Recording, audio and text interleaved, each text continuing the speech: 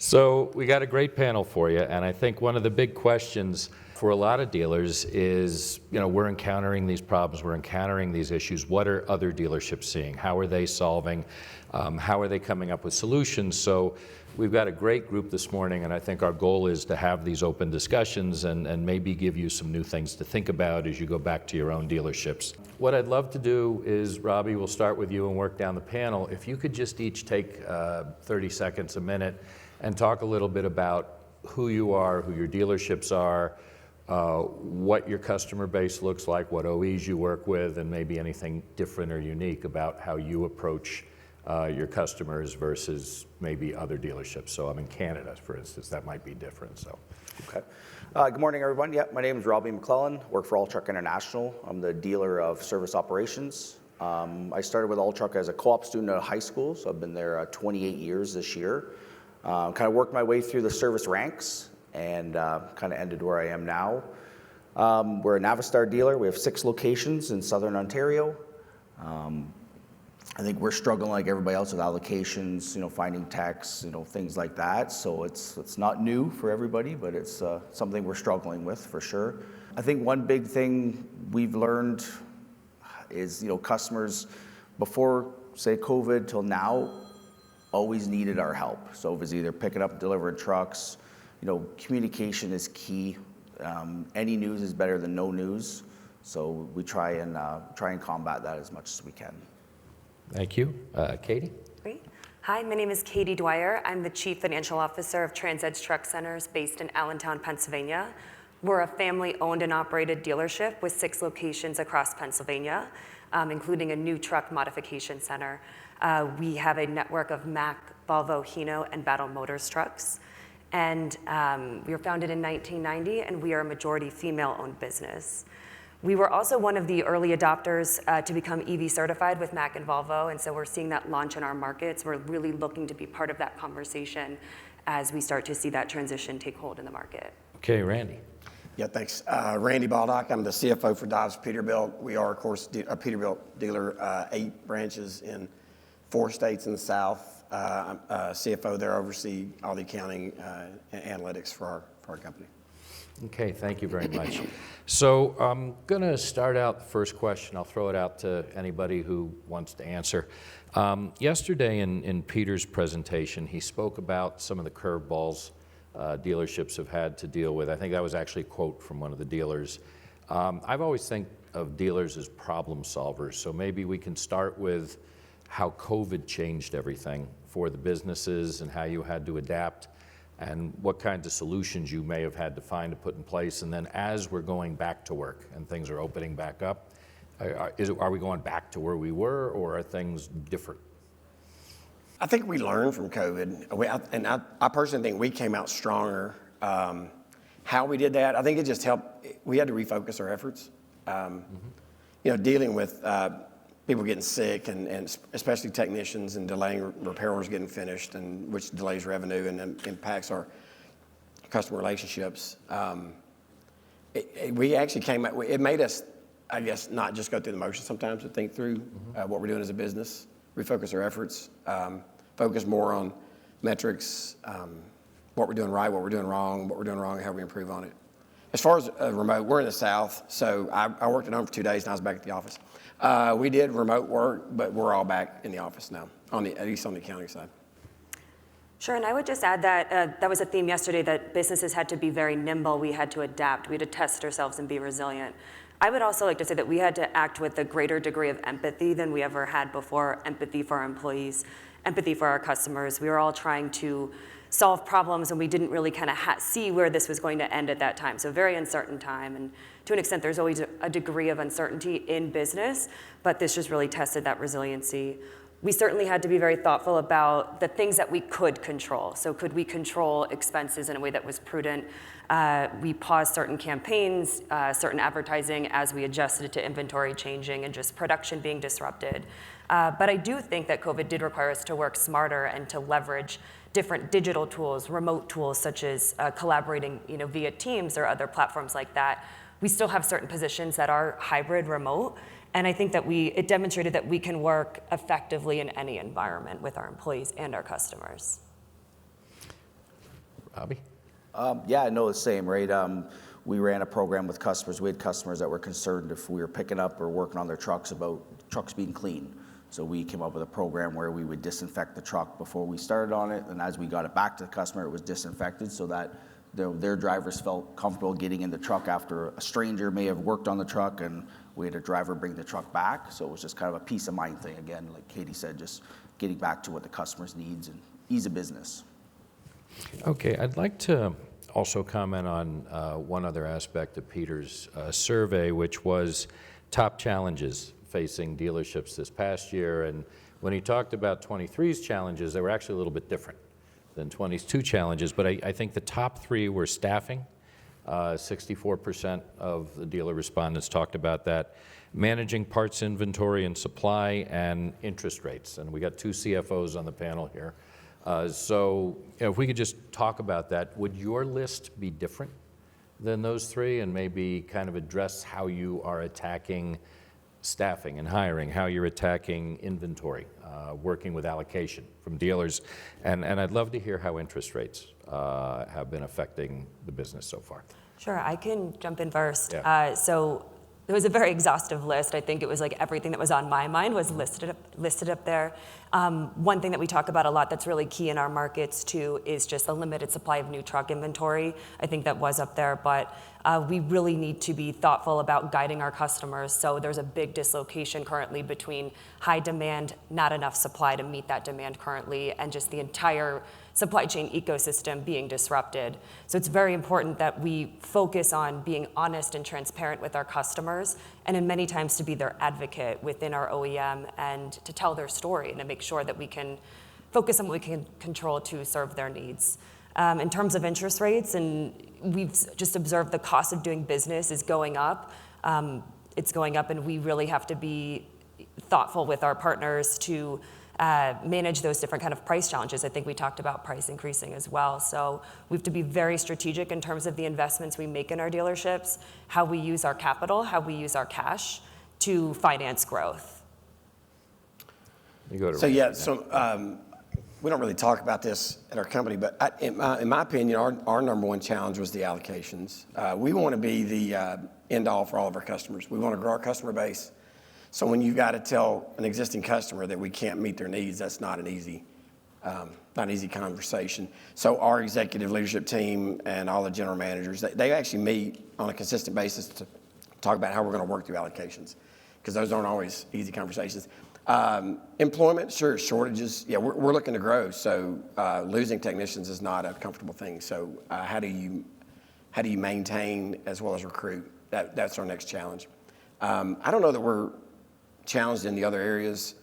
Do we lose inside sales, outside sales? Sure we do, but I don't take this the wrong way. They seem to be easier to replace than technicians.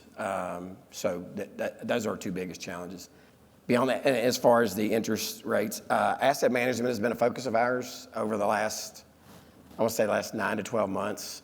Before that, we were just trying to get our ducks in a row and focused on P&L, just making money, number one, increasing revenue, increasing bottom line.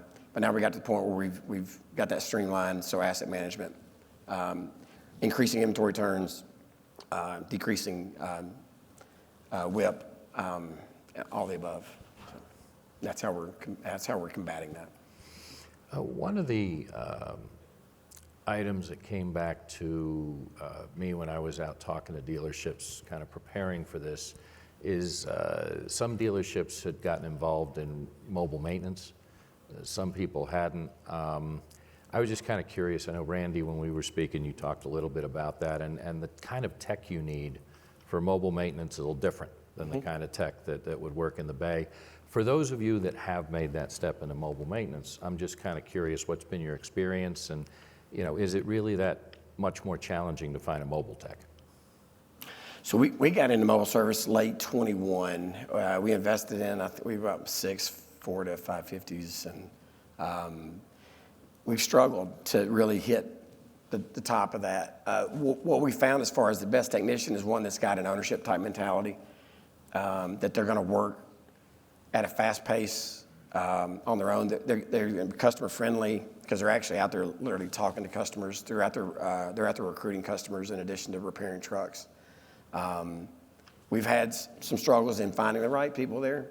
We've not grown that business as quick as we had liked to. We've actually stalled in a couple of places, but it is a consistent area of focus for us. Yeah, and for us for mobile, we've got 5 mobile units. Again, finding the right person, because they're a salesman for you. So you want this person or this tech to go in a yard, say he's going to fix a trailer, but hey, you got trucks here, you've got a shunt truck, you've got all these different things. How else can we help you as a company? So having that right person, like Randy said, the wrong person goes in there and says the wrong thing, you're never coming back. And one thing with the tech is they have to be able to work in every element. Because if it's raining today, snowing tomorrow, we've got wind the next day, you could be in a mud puddle changing a starter, could be anything. So it just has to be, like we said, the right person and for the right time, for sure. And one of the things we've also done recently is we started a product support team. Gosh, it's been a year and a half. We actually moved our outside mobile service to them. What does that mean? So we have a customer that's in Ohio. We're not in Ohio, and they call us and they're broken down. Well, actually, our product support team will actually try to find a Peterbilt dealer in that area and route them there, and we just mark the business up. It's sublet work. It's not a large volume of business, but it will grow, and it's another opportunity. If the customer's going to call you, why would you tell them, no, we can't help you? So we try to help them. I would just add too that we're seeing that there's a lot of customers that have a need for a captive shop on their sites. So we're definitely testing that out to say how can we bring our core competency, the expertise of our people, the training of our people, to bring that on site at their locations. That also increases our capacity too at our sites so that we can kind of keep those trucks, at their home site and bring in new business to our facilities. So I want to think about pre-COVID, post-COVID in terms of customer expectations. What are things that you offered and seemed like you were being thoughtful and proactive before COVID that now customers are saying, no, we expect this now? Well, we've always offered pickup and delivery services for customers, right? Because of the driver shortages and things, we feel we get more business by offering to pick up the trucks. I think after the COVID side, we're still doing it, and I mean, I wouldn't say it's a customer expectation, but they've gotten used to it. It's fit their business because we found too now with a lot of our customers that we don't have trucks sitting on the fence anymore. So if that truck's in the shop or if we got to go pick up that truck for them, that driver's waiting either at their location or at home, or if he's stuck at our location. So it tends to help, right? Keep them flowing. So. And I would just say the sense of urgency and communication and using texting and videos and digital tools, we're seeing less customers on-site at our facilities. I'm not sure if that's the case in your dealerships as well, but I would say that traffic and that congestion and the sales office isn't really there. So we're using different types of communication strategies with our customers to inform them and to engage them. Okay. I think pretty clearly employee retention and employee hiring was one of the big feedback loop items that came back on the survey. So maybe we'll break that into a couple parts. Talk about retention of employees, right? Because that's your easiest hire is keeping the one you already have. So I'm just kind of curious, is there anything you've done that's new or different in the area of employee retention that seems to be making a difference? I've only been in this industry 4 years, so I don't know if it's new or not, but a couple of years ago, we offered our technicians can choose at the beginning of the year to be either hourly or flagged, so paid on sold hours. We started offering a proficiency bonus last year. We actually offer a finder's fee. If they recruit a technician for us, we'll pay them a finder's fee.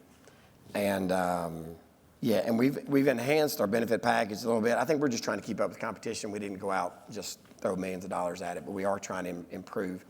And the biggest thing to me on the retention side is communication with the technicians. What I've seen is our best service managers have the best retention. What does that mean?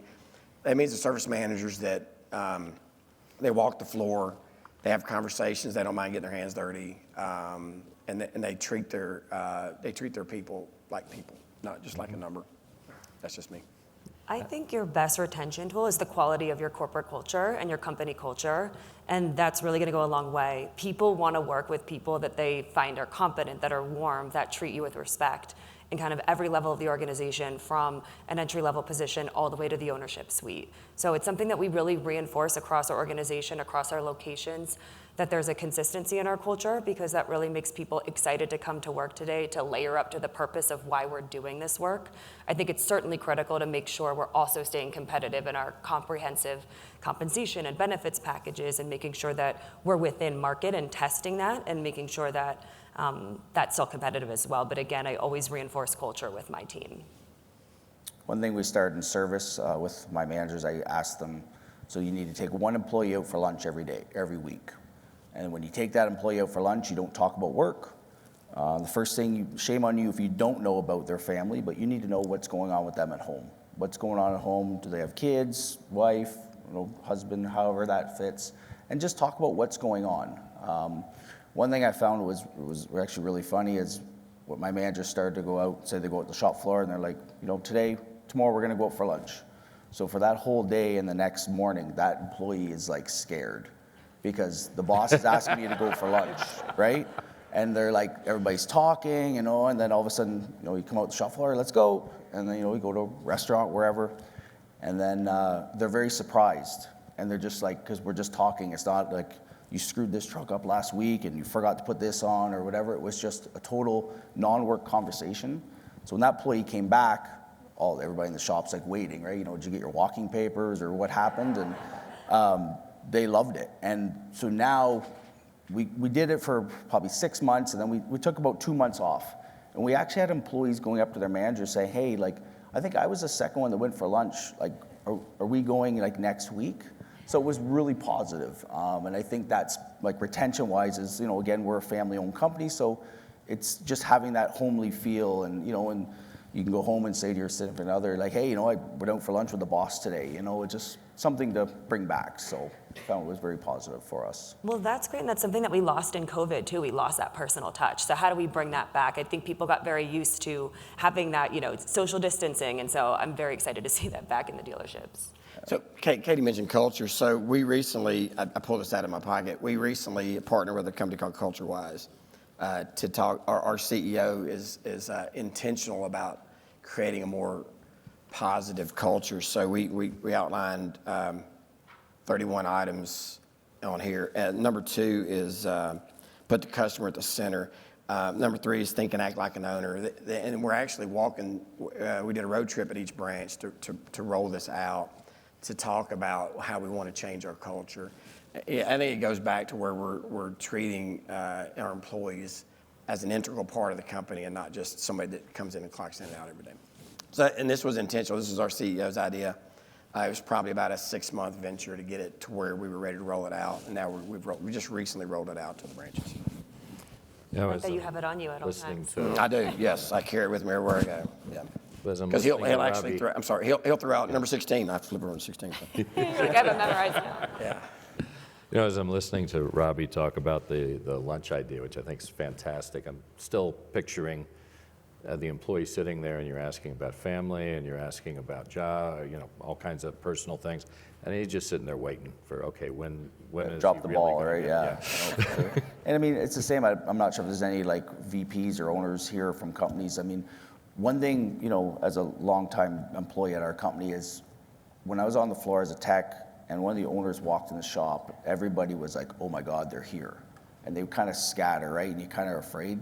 But the time they're in the building and they don't come in the shop, you're wondering why. So, like I say to my managers, any other VPs or anything, you have to have a presence in your shop. Even though if you're just passing through, you got to walk through the shop, got to parts, service, sales, whatever, say hi. Know people's names. Don't, hey, it's hey Dave, how are you? Or hey Jill, how are you? It's get to know your people. That's a huge part of the retention. And coming out of COVID,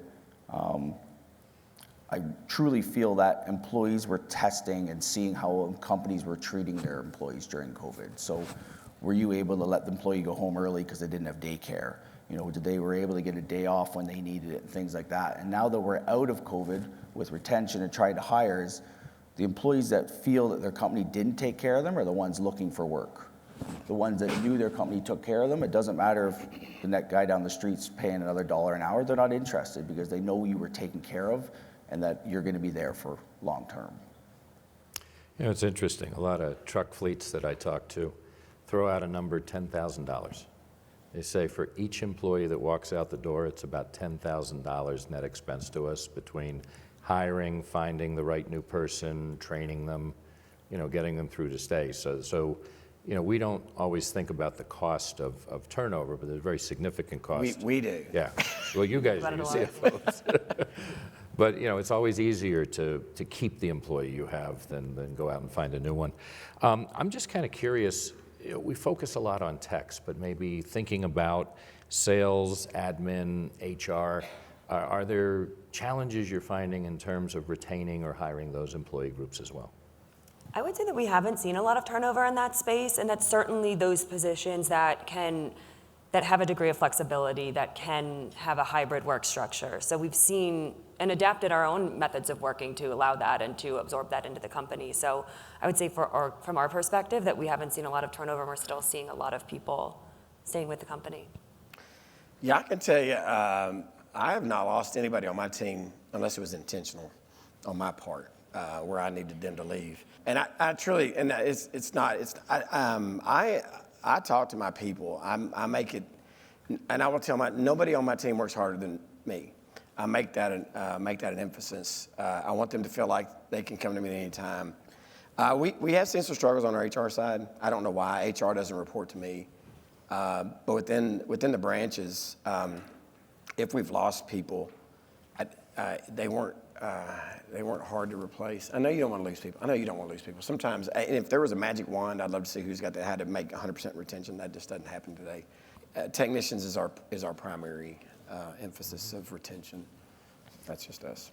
So, Randy, you and I were talking before the panel, and you had mentioned some creative things that you were doing as a way to find techs working with trade schools, and I thought that was really interesting. Might be something interesting for the group here. Yeah, so we started our own trade school. It's called Dobbs Technical Institute.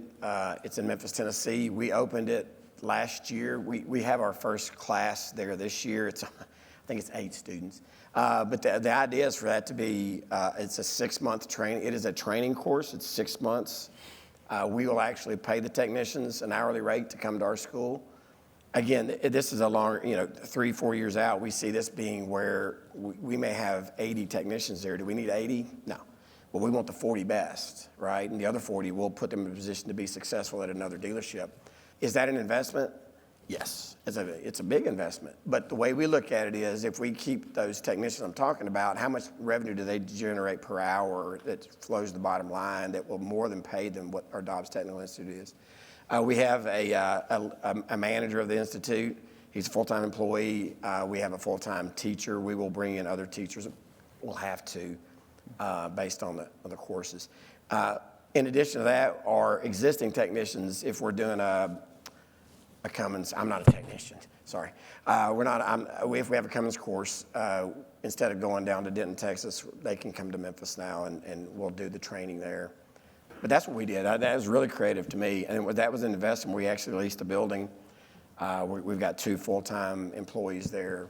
And we are literally we're asking our service managers at our branches to find students that want to come to the Institute so that once we train them, they'll go right back to that branch and feed that branch. So.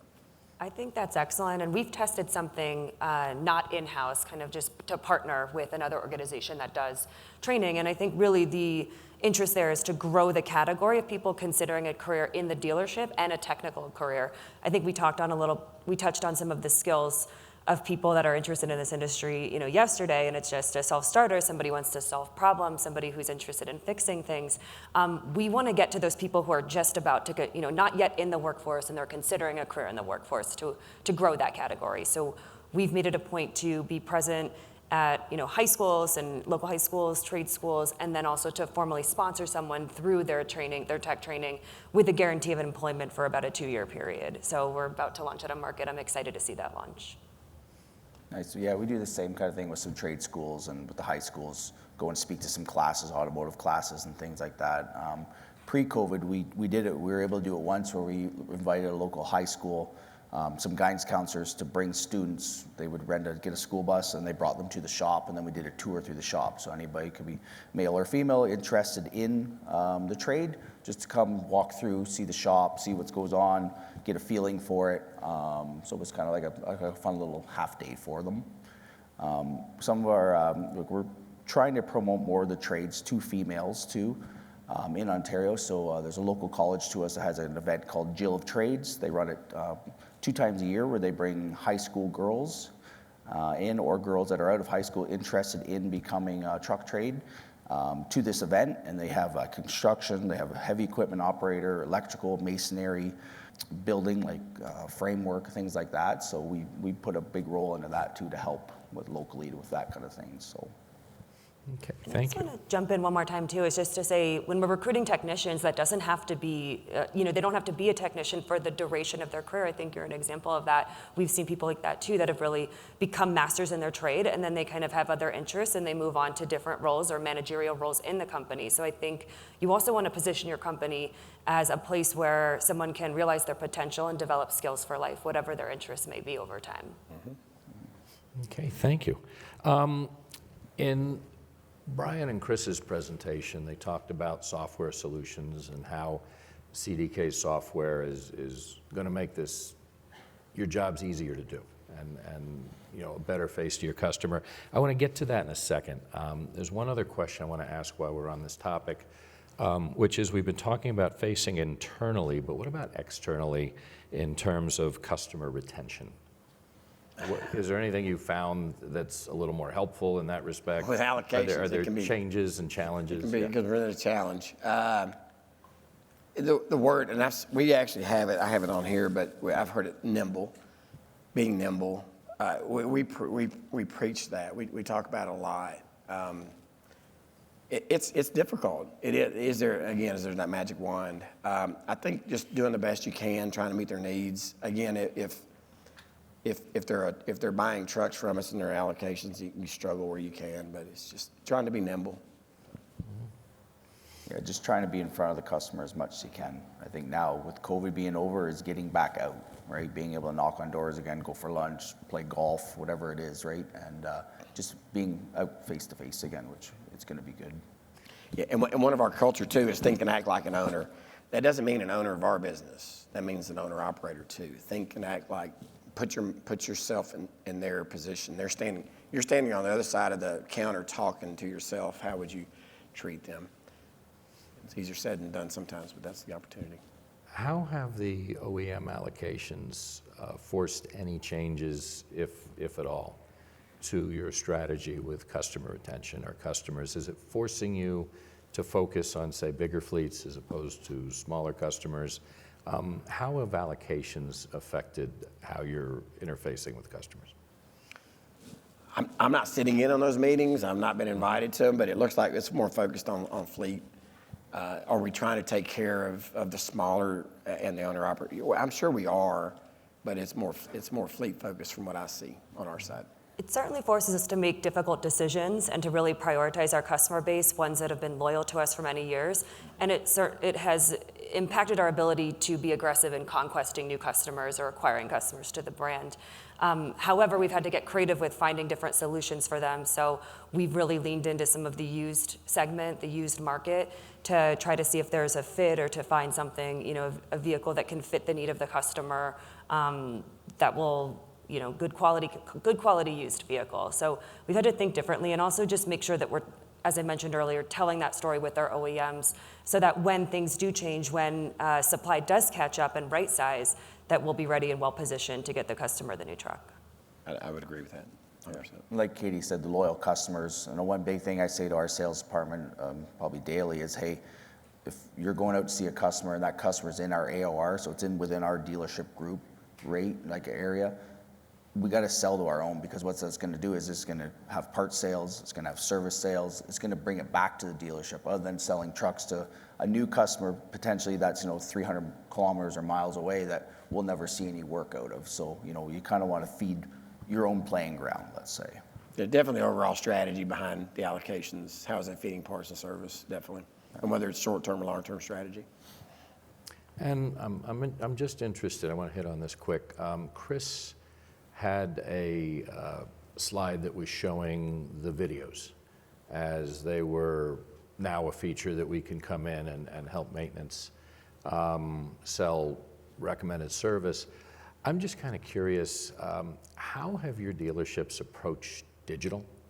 And let's say the use of video and photos and cell phones and proactive notifications.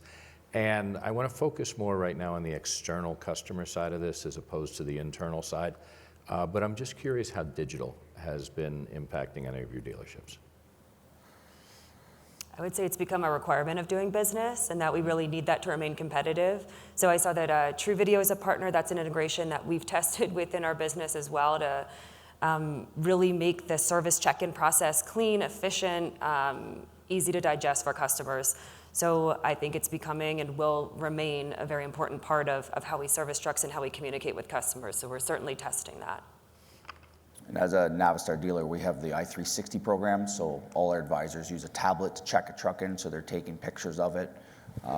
We've looked at the True Video side of things. My only caution is say a technician's working on a truck and they see an EGR valve and they want to take a picture of it and then we're going to send it through. Well, we generally don't allow cell phones on the shop floor because, you know, every time you walk past, somebody's texting or Facebooking or doing something, right? So I'm scared to give that back to them for this purpose, but I also don't want to go out and buy 100 tablets and 100 phones to do that. So we're thinking about it, just haven't fully got through that yet.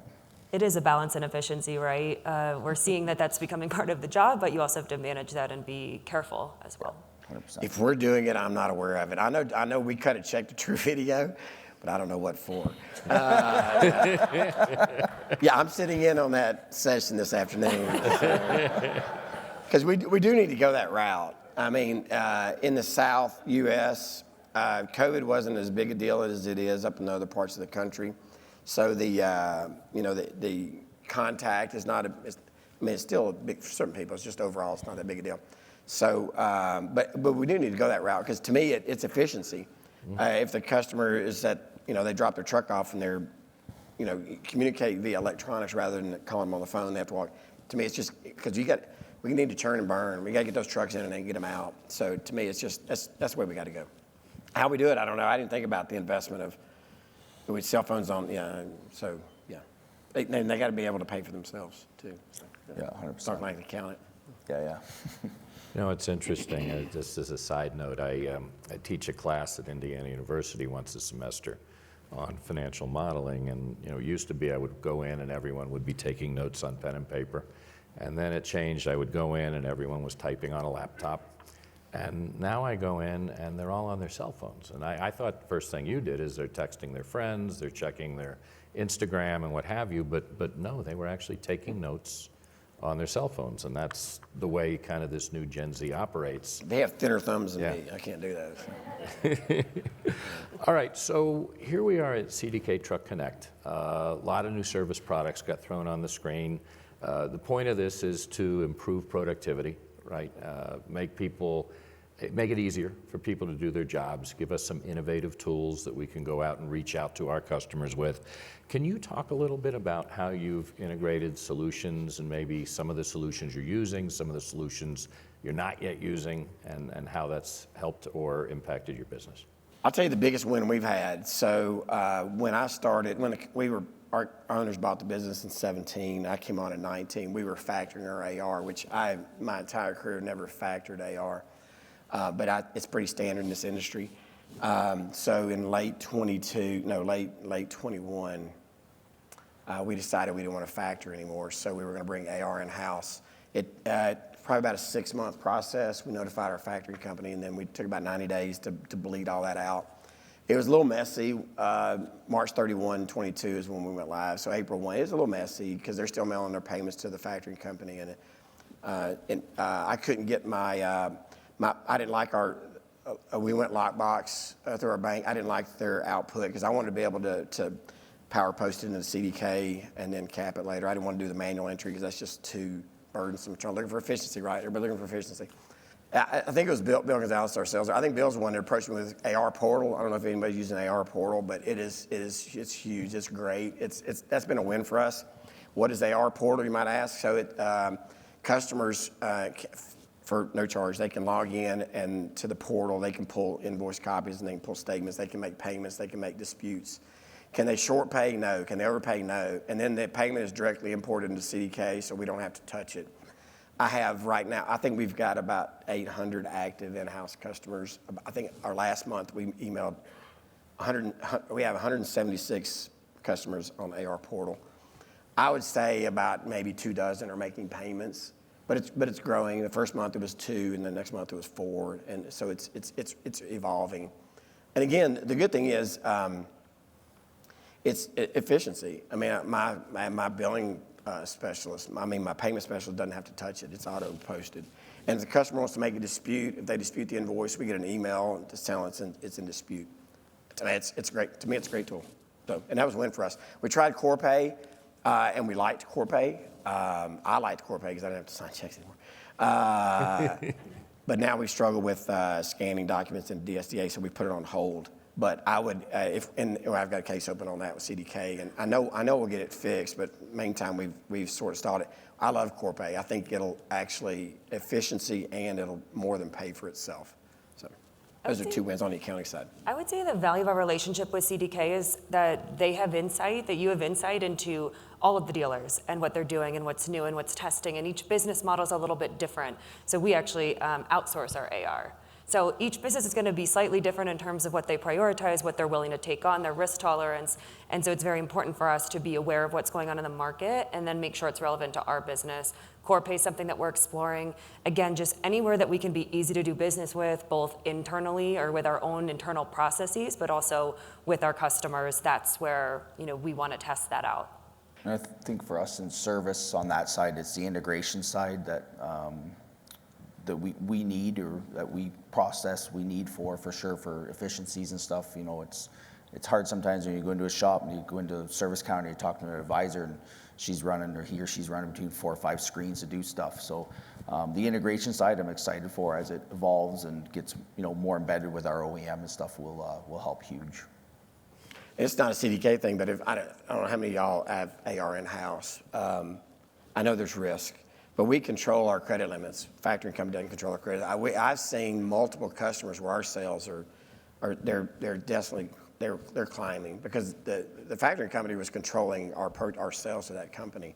We don't want somebody getting in our way, so we took that. Have we had some bad debts a little bit? But to me, getting rid of the factoring fees. I've hired one credit and collection manager.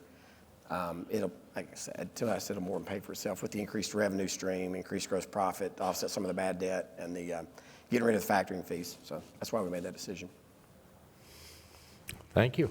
So while we're delving into this topic of technology, I'm probably going to ask the question nobody wants me to ask, but what capabilities do you need down the road that you don't have today, if any? Yeah. Analytics, and I know that's one of the sessions too that I'm going to. We've spent a lot of time over the last year. I've got one lady who's my financial analyst. We export a lot of the data to Tableau, and then a lot of add-if functionality within there to create operating expense analytics, metrics on the service side, on the parts side, and we do it to where we can create an individual template for the branch, but then we can create a universal template to compare the branches against each other. So I think having that within CDK would be a blessing, because we're there now. I think instead of having to export it and then manipulate it, if we could just use it within the system, that would be a huge win for us. And I know it's an opportunity. I've seen it on the agenda, but yeah, that would be number 1 on my list. I would add that a goal for my dealership is to become entirely paperless across our ecosystem and to find a way to solve for that, especially as that's kind of how customers want to interact as well. So I know that there's always going to be certain regulations or things that require paper in certain circumstances. That's fine, but if we can get to a process end to end that's paperless, that's where I'd like us to be. Amen. We chop down way too many trees. Yes. All right, so one of the topics that came back feedback-wise is the move to new propulsion technologies. And I addressed it briefly yesterday, but I'd really love to delve into it with the panel today, because I think there's a lot of dealerships that realize electric vehicles are something we're gonna have to tackle at some point, and maybe even something other than electric vehicles. Some dealerships have started to dip their toe in that water. Some are a little more fully into it. And there's others that I think are trying to figure out what's the right way to go into it, because the customers are trying to figure out the right way to go into it. We've got sustainability issues from their customers that are pushing it. We've got EPA mandates that are going to force this. We got some of the California Resource Board mandates that are coming up. And I think one aspect of the CARB regulations that people may not understand is this is not just a California thing. There's 17 states, some of which are in the Northeast, the South, the Midwest, that have said, yeah, we're going to adopt kind of a Me Too CARB program starting in 25 or 26 or 27. So I think this is something everyone's going to have to deal with at some point. So Randy, I know you guys are firmly in the state of California. Can you talk a little bit about maybe some of the mandates that are out there that your dealership is preparing for, and what you're doing as an organization to try to maybe get ahead of the curve for your customers? Yeah, when I introduced myself, I said I was in the South. We have a sister company out on the West Coast. It's majority ownership is similar, but there's some minority ownership that's not. They have 16 stores. That's called Dobbs Truck Group, but we go to market as Dobbs Peterbilt or Dobbs Truck Group as a combined 24 branches. They have some Volvo and Mack out there. Just Peterbilt. So they're in California, Oregon, and Washington. I think it was in August. I couldn't find the date specifically. We actually named one of our internal staff as our director of EV. What are his tasks? So I wrote them down. We have a once a month leadership meeting with all of the CEOs, CFOs, parts director, HR, admin, IT. So why did we name a director of EV? We wanted to get ahead of the curve. It was our CEO's idea, is that it's coming. Whether you like it or not, it's coming. So don't wait until it's at your door to open the door. Let's get ahead of it. We also wanted, in his mind, he wanted to be a major player early on rather than following suit. So what does, his name is Kirk, what does Kirk do? He's working with the OEMs direct. What models are they in, what models are they working through? What are they working on? He's in direct contact with them. Again, we do Peterbilt, Volvo, Mack, but is he looking at all? He's looking at everybody. He's not just looking at what we sell. He's looking at what we're not selling that we compete against to know what's out there and what's coming. He's studying the mandates, and are they changing? Yes. I mean, I think that the guy gets up, instead of reading Wall Street Journal, he's reading mandate language. So he's building bridges with customers. We already landed one customer on the West Coast. It's a refuse dealer, and they wanted to go 100% EV. He helped them with finding some funding for their charging stations. Worked on selling them the trucks, of course. We created a marketing video of how we are helping them grow. Setting up demo days, helping us fund. We got to put a charging station in all 16 of, if you're going to service EV, you got to have a charging station or multiple charging stations in your service areas, right? So he's working on getting funding for those. Otherwise, that's going to be a big out of pocket for us. And then working with customers, communicating with customers. Hey, what are y'all looking for? What do you need? Is he a salesman? No. Is he a salesman? Yes. He's doing everything from reading the mandates and all the way through customer interaction and everything in between. And he's been doing this now, I guess, for 8 months, 9 months. And gives us an update every month at our leadership meeting. It's sometimes my eyes sort of glaze over because that's just not my thing in terms of what he's talking about, the mandates and the carbs. And that may be more of yours, but that's not mine.